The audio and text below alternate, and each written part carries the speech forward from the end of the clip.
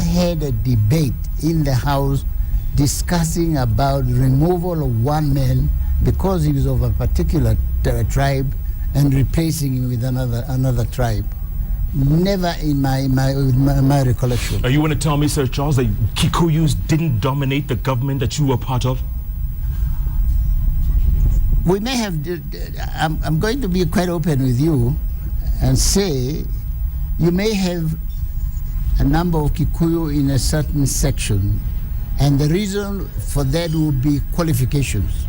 Kenyatta was very particular about qualifications, and he did not care which tribe you belong to as long as you are qualified. If the requirement was a BA degree in engineering, and you had that degree, whether you are Kalenjin or Kikuyu, you got the job because of the qualification that you had. That all changed under Moi. Well, it was changed. It was unfortunate, but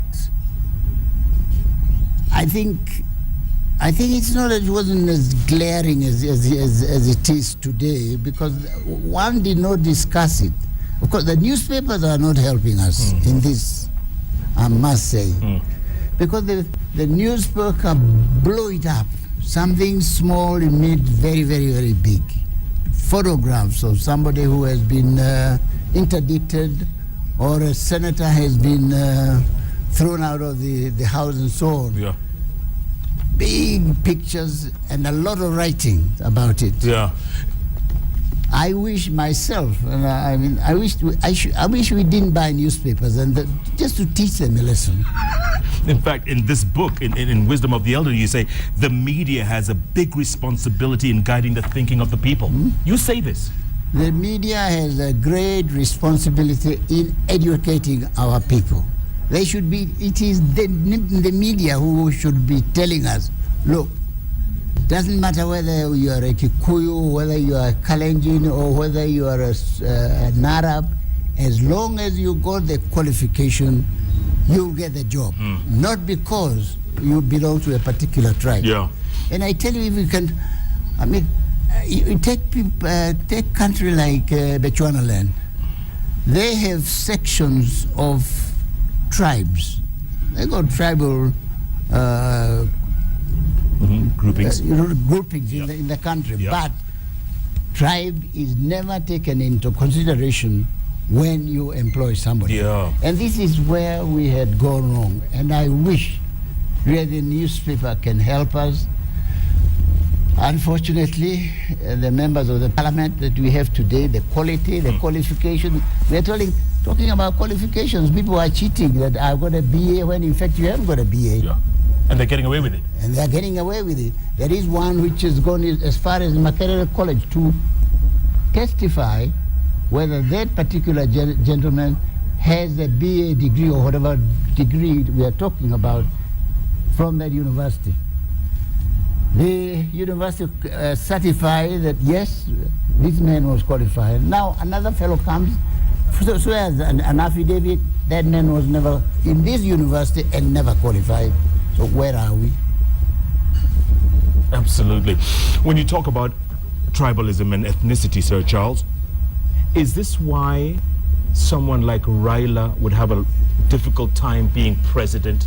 Because certain groups would say no, would never vote for him. Others would say no, would never vote. Is this why he would have a difficult time? You have a very great difficulty.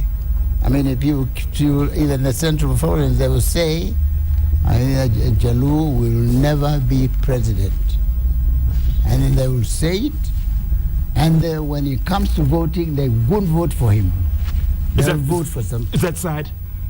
Very sad, and our country will never go forward until the day comes when we vote for a person because he is qualified and he is able to hold that position. Not because he's a Kikuyu, a Luo, or Kalenjin, or whatever. Forget tribe. Think of yourself as member of Kenya nation. And that's what Kenyatta was striving to do. And some countries are doing it. You never hear cases of tribalism in Botswana. And there are many sub-tribes and tribes in Botswana. Yeah. The president of Botswana is Bangomongwato. There are many Bangomongwato, but there are other people, but you never hear, criticisms of this man is not able because he belongs to Kikuyu or because he belongs to Luo and so on. So when the former prime minister insists on a national dialogue, is that fair? Should he get that, or should we have that national dialogue? I think what my friend Raila should do, in fact, it was played up, it was blown up by the newspaper. What Raila in fact wanted is to have a meeting with Uhuru. Not to have a meeting of 100 one section and 100 from the other side. Because it doesn't make sense to have a meeting of 500 people with one man, with the president. He wanted a one-on-one. One-on-one, and then you get some sense. But if you want too many, if you're a delegation, then of course you'll get people drumming up and making a lot of noise, and you will not get to the bottom of the problem that we want to solve. What about those people around Raila and those people around Uhuru who are saying, no, these people are insisting on Mkate Nusu Mkate? Isn't that the problem that we have? People around our leaders are the one who are misleading the leaders. I wish that leaders will make a decision on himself rather than getting other people to join you. There are many things I would like to remember, and I remember with pride when Kenyatta will make a decision and make it on his own, and he will call us and say, this is what I have decided as a head of state. But he had advisors around him, remember, and you were one of them. We were there, and he wouldn't listen. He would just disregard. The time he appointed Moi as a vice president, there are many Kikuyus who are after that job. And Muzee just decided my vice president, after Murumbi resigned, is going to be Daniel Arap Moi. And you supported him? Yes, fully. But the other clique, the kitchen cabinet? They wanted somebody else. But Muzee was not going to have it. And I think that's what we should have. So you think the son of the father should be more firm? Is that what you're saying? Well, I think I wish he was. And some of these things you are having discussed in public. For instance, if you take a country like in England, those matters are discussed in Parliament, not in the gallery, as it were, not in the public meetings, but in the House, discussed by people who are elected by us to represent us. Why then should we have meetings outside when we have people who are elected? Now you saw this young man grow up, didn't you? You saw the president grow up. Oh yeah, yes. You know the family very well. I know. I am proud that I have watched them grow, and I was with Muzee all that time, and they've grown. One of them is surprising. Is the president today? You said surprising. Why? No, the word perhaps surprising is not what I meant to say. Really, is that lo and behold, today he is the president. Then I saw as a youngster. Today he's our president. Yeah. If his father was alive today, what would you think of the young man? I think he'll be delighted that his son is a president, and I'm sure he'll give him some advice on how to go about matters of state. Yeah, but like you said, he needs to crack the whip a little bit, doesn't he? He must. He has been let down. He has been let down by some. I think myself that some of the trouble that we have are the people who are now. We used to call them ministers. Now I think they are called secretaries. Cabinet secretaries. Cabinet secretaries. Yeah. I think most of them are not up to it. And the president will have to decide whether he wants some people who are efficient and who are going to support him, or whether he's going to go by the political or tribal consideration and have these people. One in particular, Cabinet Secretary for Internal Security, Joseph Olalenku. Should he be in? Should he well, I don't know, but I'm not his great supporter. I'm not quite sure. I'm not quite sure what he's doing. I don't understand. People out and there. It's a very, very important portfolio. Absolutely. Very important. National security.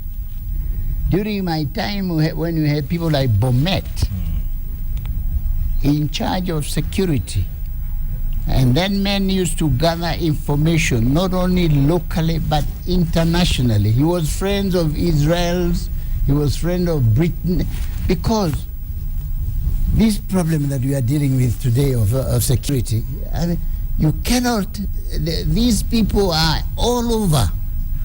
And unless you get information from other countries, you won't win this battle. Yeah. But if you cooperate with other intelligence officers, if you are able, because don't forget that those other countries, their intelligence people are raised up sharp, and that's what you're meant to be. And we keep dropping the ball, don't we? Yeah, I know. I know. So I really believe in cooperation myself. We were a colony of Britain, and I think Britain has fought a lot, and Britain continues to support us and would like to support us.